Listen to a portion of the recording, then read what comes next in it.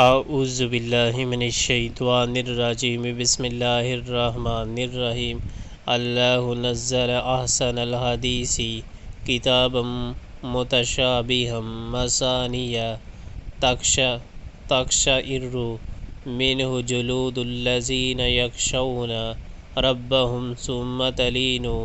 جلودهم وقلوبهم الی ذکر اللہ ذالک ھدی اللہ یہدی بہ من یشاء ومن یضلل اللہ فما لہ من ہاد۔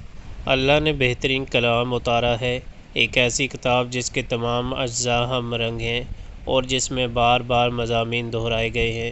اسے سن کر ان لوگوں کے رونگٹے کھڑے ہو جاتے ہیں جو اپنے رب سے ڈرنے والے ہیں، اور پھر ان کے جسم اور ان کے دل نرم ہو کر اللہ کے ذکر کی طرف راغب ہو جاتے ہیں۔